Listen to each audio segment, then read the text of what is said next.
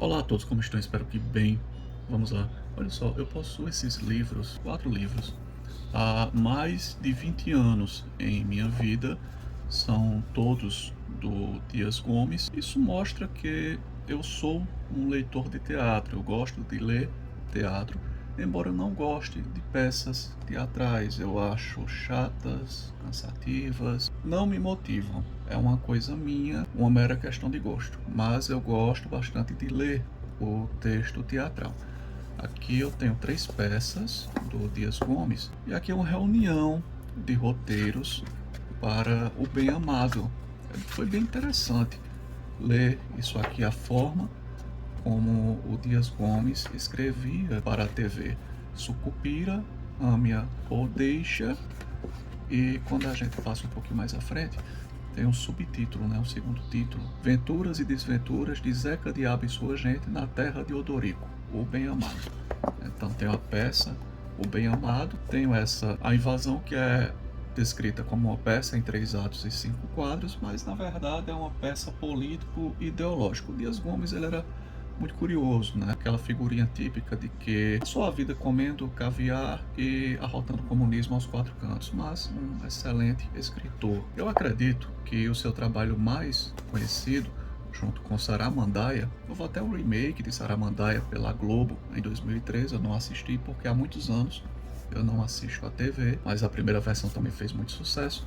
Mas em resumo, a novela de maior destaque do Dias Gomes, eu creio, foi Roque Santeiro. E a origem de Roque Santeiro está aqui, em O Berço do Herói. Muita gente de minha idade cresceu com a TV como principal, às vezes para algumas pessoas, o único meio pelo qual tínhamos acesso à informação, à diversão, ao lazer, ao entretenimento. Graças a Deus, essa época ficou para trás. Hoje a gente não precisa tanto da TV aberta, principalmente, embora muita gente ainda insista na TV aberta. E como qualquer brasileiro de minha geração, eu consumia muito TV aberta, principalmente a TV Globo, e consumia telenovela. Tenho as minhas preferidas, como Roque Santeiro e a novela Renascer, por exemplo, do Benedito Rui Barbosa. Benedito Rui Barbosa, Aguinaldo Silva, Gilberto Braga, Dias Gomes, Silvio de Abreu, dentre outros, foram meus autores de telenovela preferidos. Eu recordo bem que eu abandonei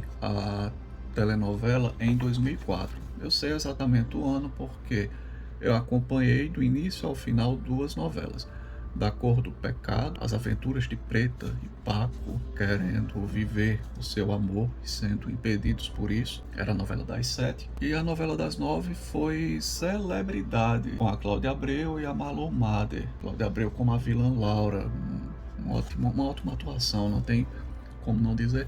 E aquele mistério, né? Quem matou Linneu? Então, foram as últimas novelas que eu assisti e, pesquisando, dando um Google, a gente vê, né? Constata que se passaram em 2004. Mas vamos lá, vamos falar sobre isso aqui. Dias Gomes, recordo bem de sua morte, do noticiário de sua morte, eu recordo muito bem. Foi em 99, ele foi jantar em um restaurante italiano, em uma cantina, e pediu para voltar rápido para casa, e pediu para o taxista acelerar.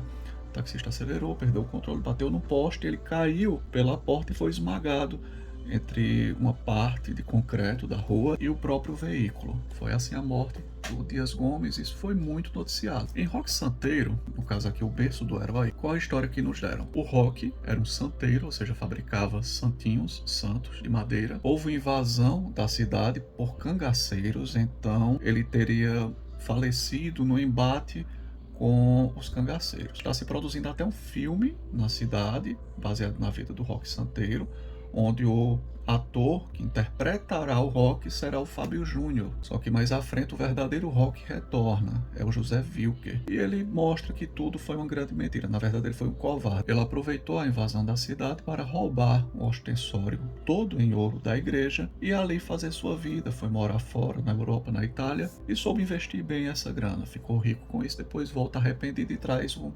novo ostensório de ouro para a igreja. Então a gente percebe que tudo foi arquitetado pelo senhorzinho Malta Lima Duarte e pela viúva Porcina, a Regina Duarte, que na verdade nunca foi viúva coisa nenhuma do rock. Então, a novela ela começou a ser gravada, só que ela foi proibida pelo DOPS, porque Arapongas flagraram o Dias Gomes numa ligação telefônica dizendo que na verdade o Roque Santeiro seria o berço do herói disfarçado. E essa peça, como ela ofendia o exército, eles tinham censurado. Então, Roque Santeiro também não foi concluído. Depois o Agnaldo Silva colocou para frente, fez muito sucesso.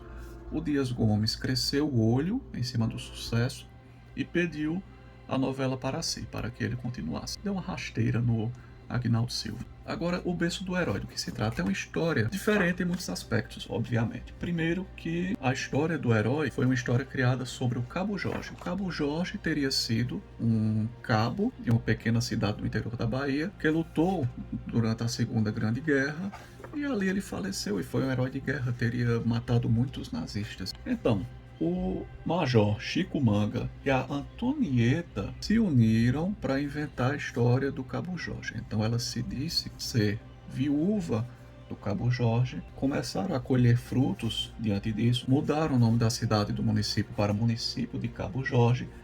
Na novela se chama Asa Branca, né? Não se chama município de Roque Santeiro. A Antonieta se tornou a viúva porcina na telenovela e o Major Chico Manga se tornou o Senhorzinho Malta. Ficou icônico, né, com o Lima Duarte e aquele seu bordão, tô certo ou tô errado. Então a gente descobre aqui na trama que o Cabo Jorge, na verdade, ele, quando chegou à Europa, ele fugiu, foi um desertor, matou, assassinou um camponês na Itália, assumiu a identidade do camponês, do roceiro italiano, depois se arrepende de tudo e quer voltar para a cidade que hoje leva seu nome. Só que aí se cria um problema. Isso vai destruir tudo que foi construído por essas pessoas sobre o turismo, sobre a política, os ganhos políticos com isso. E as Forças Armadas também não gostam nem um pouco, porque vai levar o exército ao ridículo. O exército deixaria de ter um herói para ter um fujão. Então se reúne todo mundo. Se reúne o Chico Manga, a Antonieta, seria a viúva porcina, o Chico Manga, como eu falei, o Senhorzinho Malta. O próprio exército também.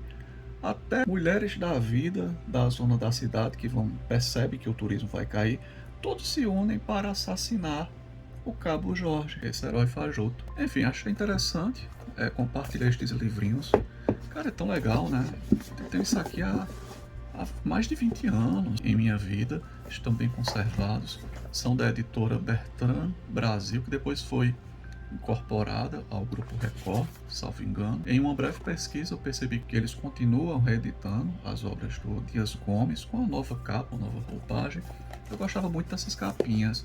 Cheguei a pensar até em procurar depois em sebos mais obras dessa época, desde que em bom estado. O problema é que sebo tá tão caro, o pessoal às vezes coloca livro ali em frangalhos, mal cuidado, riscado e querem um preço absurdo. Talvez eu vá atrás pelo menos de O Pagador de Promessas. E uma curiosidade, eu comprava isso aqui em banca de revistas. Era na banca Terceiro Mundo, uma banca que eu frequentava muito para comprar também gibis. Eu, quando adolescente, era um leitor bem eclético, dos quadrinhos da Mônica e Disney, aos quadrinhos de herói, aos quadrinhos fora da curva, né? E também até peças de teatro. E gostava muito de poesia também, quando eu era adolescente. Adorava, sou apaixonado ainda hoje, né? Mas já gostava bastante.